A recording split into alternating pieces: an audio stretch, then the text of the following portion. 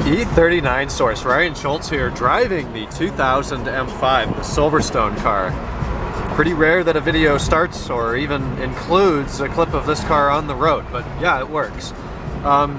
This is going to be, you know, I think I'm going to make this is going to serve as a bit of a fall update. Car isn't clean right now, usually I shine it up before that. It's dirty, I've been driving it, and let me be honest, I've been enjoying the hell out of it. It is November do I not get a date? I should get a date. It is November the 4th, 2015. I'm in Ohio. Let me reiterate, that's November 4th. It's 76 degrees outside. We have San Diego clear blue skies. Sorry for the lower than normal quality camera work here. I'm on my little camera. I didn't have the T5, and quite frankly, that would be about impossible to drive with. But this is a total bonus to have this kind of weather this time of year that never really happens. So I'm certainly trying to enjoy that.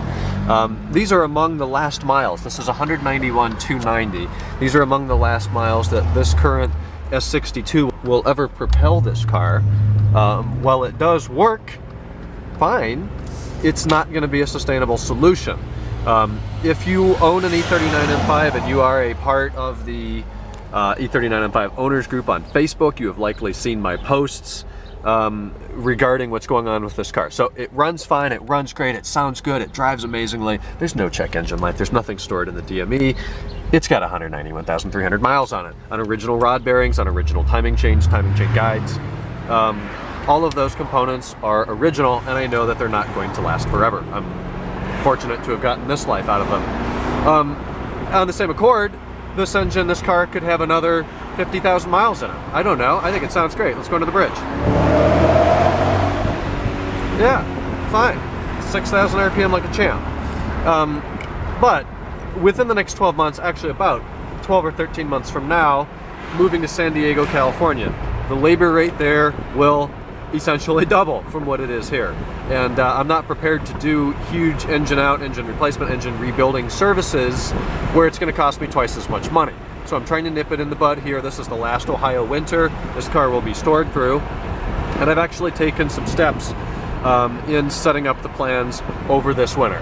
So I'm going to get this car home or somewhere fun to film, and I will fill you guys in on what's going on. In the meantime, there's an Audi R8. Very nice. Listen to that. It sounded like the V10, but I don't know. And in other news, it's time to shift gears here, so throw it up in fifth. Yes, I'm wearing shorts in November. It's amazing. Everything else in this car has pretty much remained the same. Couple interior updates.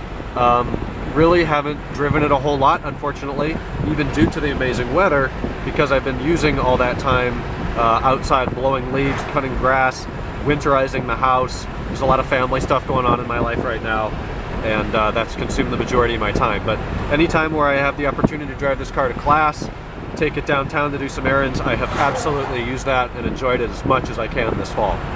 E39 source spots a 530. Yes, steel blue 530. Well, we are filming a different kind of video. Why not do a little run through downtown? There was a another 5 series over here a little bit ago. We'll see if it remains parked. You may recognize filming locations or photo locations from many of my previous publishes, photos on Facebook, whatnot. There's the shell we use every year at Timmy Fest. This next year will be my last Timmy Fest, at least with my car in Ohio. We aim to fill all of those pumps with E39 M5s, and we have a good chance of doing that. The gorgeous day continues. Beautiful downtown. Anybody wondering, this is Hudson, Ohio. It's right in between Akron and Cleveland. Homey little town of about 30,000 people. I generally cut down there, but since we have a camera with a microphone, we are going to cut through here. This is a little bit more fun. There would be a new X5, whatever that F16 is, I think. And we're clear. That's just the Eisenman race mufflers, stock resonator, stock cat, stock headers. So on the interior, since you've seen it last, I'm going to talk while I sit here at this light. I've actually replaced the Titan trim. Good friend of mine, Luke, he's done some videos on the channel. Yes, the Avis Blue 2000. Did the same thing, replaced every bit of the Titan line trim. Prices are going up. As the supply decreases and the demand stays the same or increases, obviously the prices are going to go up. My set was in quite good condition. It had a couple scratches over here, probably from the seatbelt hitting it. It had one mark here from somebody dropping their phone on it. And quite a few scratches on this finisher over here. I'm not sure why, but I did go ahead and replace that. Well, the prices are probably as low as they'll ever be, so we have a fresh set of Titan line trim in the car. The front PDC, which I retrofitted in the spring, is fantastic. Love having that.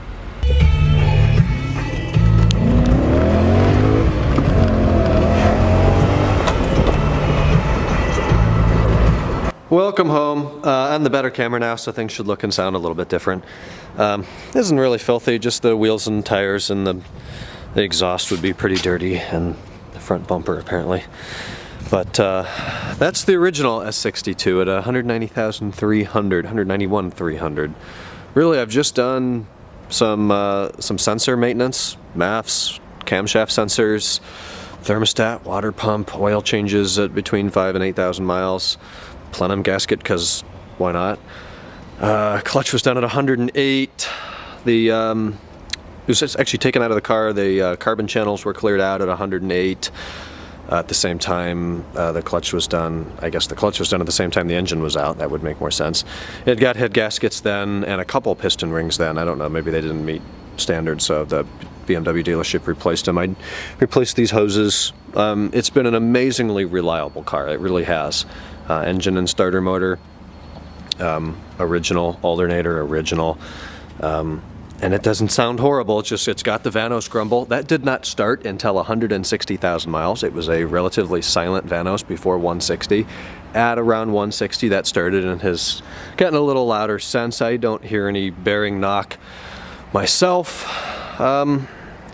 Lifter tick, not really even. It sits over the winter. I start the car up like 2 seconds maybe. More so now this summer if I let it sit for a week or two, or this fall, let it sit for a week or two and start it, then I'll hear like 5 ticks and then it disappears. So good engine, it's just not going to go as long as I need it to. This is going to be a daily driven car, again in California, and I need it to be reliable. I can't have it off the road for 2 months while it gets an engine rebuilt. So now to the meat and potatoes of this video, what to do with the car. I mentioned in the summer update that I was considering doing an engine rebuild. I did countless hours of research on this, on forums, talking to people in the community, very knowledgeable people in the community I might add, and I pretty much came up with the idea that a rebuild, while it is very expensive, is not really a high success rate solution. It's risky. It's a risky thing to do. This is a really complex engine. A lot of people run into problems with this. Now, a few different places for the rebuild. Jack's Transmissions in is it Steamboat Springs, Colorado, I believe. My God, that guy's phenomenal. He has a post up on the board about how he rebuilt his S62 years ago. It's still running. He was offering it done for $6,800, then it was $8,800. He no longer services the S62. I talked with him for several weeks through email. I can't get him to do it for me. Great guy, great shop, they just don't do BMW anymore, so I respect that. It's unfortunate, but I respect that. So that's not going to be an option. There were a couple other options for rebuilds. We're talking around the $20,000 mark. They always say, oh yeah, we'll do it for 10, 12, maybe 13. By the time you get all the part numbers and the pricing and the labor and the logistics of getting it to wherever it's going, it's a $20,000 job. That's ludicrous. I can replace the engine. A new S62 from BMW, yes, they still make it. Yes, they will still send you one. I can do that for about $25,000 installed, $23,000, $25,000. That's a hell of a lot of money too. But it's a new motor. It does not come with any of the intake, doesn't come with plenum, doesn't come with starter motor, doesn't come with alternator, doesn't come with water pump, or with power steering pump, doesn't come with AC compressor, doesn't come with all the accessories, so I don't really like that option either. So now, my next option is, well, I can buy used. You go to eBay, you go to Atom, Clemster on the boards, and there's engines out there. I didn't like the idea of buying a used one at first, primarily for the reason I have no clue how it was treated. I don't know if it was warmed up before this guy's redlining it. I don't know how often it got oil changes, what kind of oil. I don't know anything about it. So I found an engine from Adam that came from, I'm not gonna name names or cars here. It came from a 2002, we'll leave it at that. A 2002 M5 with 122,732 miles on it. I bought that engine. That engine is in Hudson, Ohio right now, about 10, 15 minutes from here. So it's an 02, it's a June of 02 build car. Which, you know, it's just going to be newer than this is. This is a February 2000, so it'll be a newer motor, so that's good. Supposedly they changed some piston rings, so you get less blow-by, you get less oil burn, you get less carbon on the back of the car. Right now, after being driven about 30 miles today, some of which a little harder than usual, those exhaust tips were spotless today when I started the car. They are now totally blackened inside and out on the back of the car. And this is fairly normal, but this is more on this car than others for sure. And it's certainly viewable in person. But there's specks of carbon and burnt oil all over the back of this thing. So, you know, an 02 motor might be better than that. So, okay, so it's got 122 on it, so now what do I want to do with it? With that 02, we're going to do rod bearings, we're going to do timing chains, timing chain guides, tensioners, new piston rings, we're going to clean out the block. Camshaft sensors, the MAFs are already pretty new, all new rubbers, all new fluids, all new gaskets, head gaskets, oil pan gaskets. Pretty much anything that commonly wears and commonly fails in the car, in the engine, will be replaced. Previous owner always used 1060. I know that the facelifts technically call for 530. I would prefer to use 1060 Castrol in it. I don't really want to go to Shell, and I don't really want to go to Liqui-Moly. However, after it's partially rebuilt, you know, I don't think that's going to make much of a difference, so they'll probably break it in on what factory recommended, that being 530. So that's going to be the plan. Now, please refrain from the comments of telling me, oh, that's dumb, you should have rebuilt it, I know a guy for 5,000. Chances are you don't. Also the comment, well, while you're in there, replace this, replace this, replace this. Well, I appreciate that very much. If I take all those comments to heart and do that, it turns into a full rebuild, and then we're nearing the $20,000 mark again. I'm replacing the things that need to be replaced. I went to Baltimore, I listened to this engine in the car before it was extracted, the one that I bought, and it sounds great. There's very little Vanos noise. I'm not going to screw with the Vanos right now, I don't think, unless I choose to send these here to Dr. Vanos to have them kind of rebuilt while the engine's out of the car. It might make sense to do that. I'll have to get some pricing and determine if that's something I want to do. I'm not rebuilding the heads, I'm not rebuilding the lifters, I'm not rebuilding the Vanos system completely. I'm just not.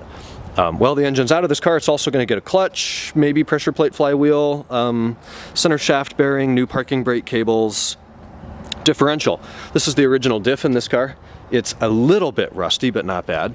191,000 miles on the diff, and I've noticed over this summer that it doesn't like to hook up the clutches don't like to engage anymore. So I bought a diff from Adam. It's from actually his personal old 2003 M5. It has 48,000 miles on the diff, and he put new seals in it. So we'll have that installed when the engine's done. We'll get a shot of the current diff. Maybe we'll just see the fins hanging down from it. I can't even see the screen out here, it's too bright. But I could have just replaced the seals or the clutches in that, but you know, it's 191, so I've got one with 48,000 miles, and that'll be installed later. So this car's really coming together well. The engine's going to be worked on over the winter. It'll go in the spring, whether that be February, March, April. It's all going to depend on the kind of weather we have here. By, I'm going to say May, we're going to be in great shape. I should have another trouble-free 100, 150, 200,000 miles out of the engine with new wearing parts. The drive line's going to be good. The suspension's already good. I'm very happy with this car cosmetically. There's zero rust anymore. The interior's great. You know, I fully facelifted everything, including headlights, taillights, PDC, fogs, everything except the door handles, which I actually replaced with the facelift because I prefer that they match the Titan trim. We're going to be in great shape. Please do not ask me the question of what this is costing. If I choose to make that information public, it'll be in a post on e39source.com, or I could talk about it in a video. I don't know that I'm going to do that. Please don't hold me to it. That'll be my decision later on. One thing I'm going to keep from this engine, actually a couple things. These hoses are pretty much new. I'll probably swap those. I'm going to take my E46 M3 oil cap. I'll have the dipstick. I'll take the dipstick. Plenum. You know what? I kind of want to keep the plenum with the car. I think that would be cool to have the original one. Just slap it on the new engine. I'll take the upper, the lower, and I replaced all those bolts and the gasket, so we'll take all of that. Otherwise, I mean, the cooling system, we're not going to touch that. I didn't get this, so I'll be reusing the air boxes and the MAFs.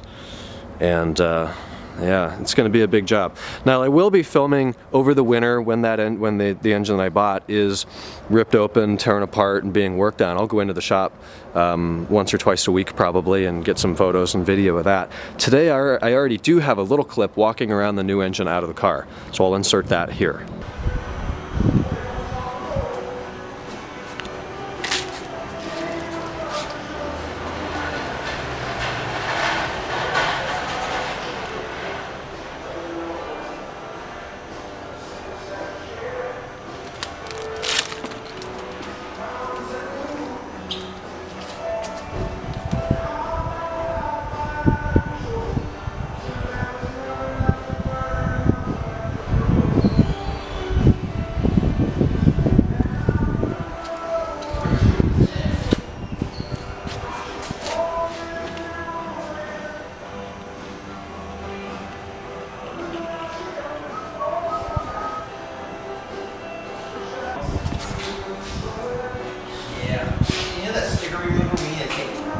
We'll do the two rears because they're the same size.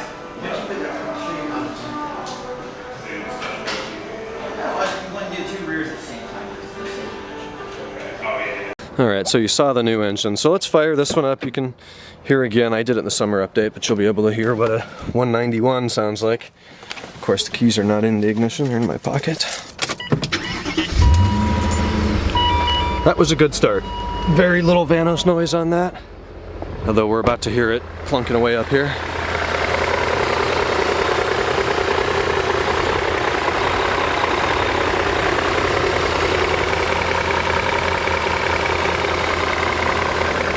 At 191, I really can't ask for anything more out of this car. It's been amazingly reliable and fun to drive, and honestly, it kind of kills me to pull this motor out. It's a perfectly good engine that I am pulling out of the car.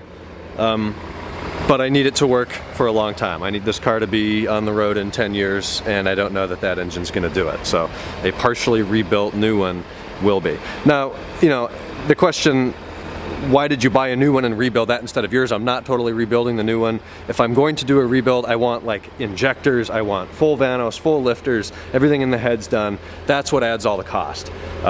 This 02 with 122, the way I drive this car, you know, I bought an engine with only 70,000 less miles. But mostly anything that wears will be replaced. And this car only gets driven 3,000–4,000 miles a year. This year was like 2,500 miles for 2015. It was about maybe 3,000 or 4,000 last year. When I move to San Diego, it'll probably go 6,000–8,000 a year for maybe a year or two before I get some sort of a more cost-effective daily, whether that be an E36 M3. I don't know if that's cost-effective or not. An E39 530. Who knows? You know, we'll have something else that certainly won't be a 330xi. That would not be a good San Diego car. But that's where we stand. Another thing I'd like to have done while the engine, transmission, all of that's out of the car is the shifter. It's a UUC Evo 3 right now with the dual shear selecting rod, and I did the carrier bushings when I put that shifter in maybe 15,000 miles, maybe 2 years ago. And I like the shifter, but it does hit the drive shaft if I pull back hard in the second, makes that whirring noise.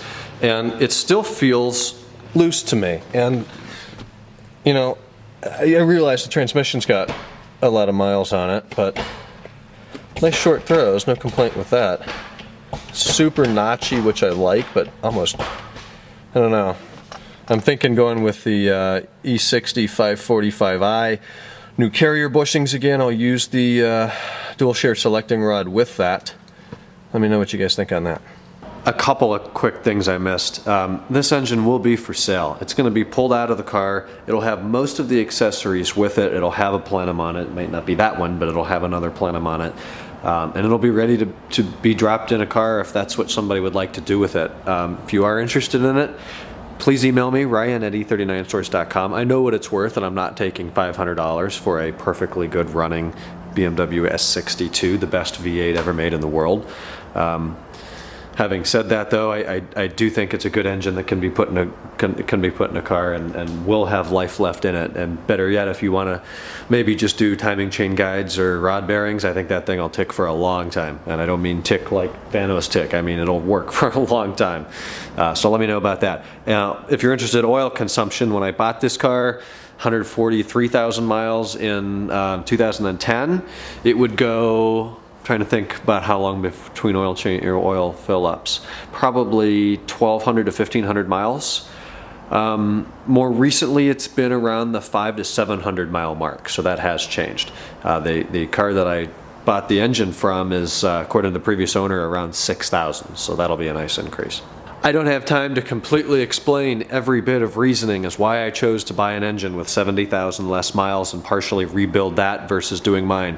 But please believe me, I've done my fair share of homework and research and more, and I've made the decision I have because it's the best decision. So please do not ask me to explain that. I have been long-winded in every other medium I use trying to show my logic on that, but trust me, it exists and it's the right way to go. Alright guys, I will keep you updated throughout the winter with what's going on. It'll be stored here in the garage for the winter within a few weeks whenever the weather officially turns. We'll put some plastic down and store it. Once the weather breaks, we'll get it in there, have the new engine put in, the largely rebuilt engine put in, the driveline work done and all that, and it's going to be great. I'll film updates throughout the winter, or if they aren't published, I'll definitely have clips and a video that will go up in the spring detailing all the work and time that will be spent on this car. So thanks for watching. Please leave your constructive comments down below. Let me know what you think, and I'll talk in a future video. Bye-bye.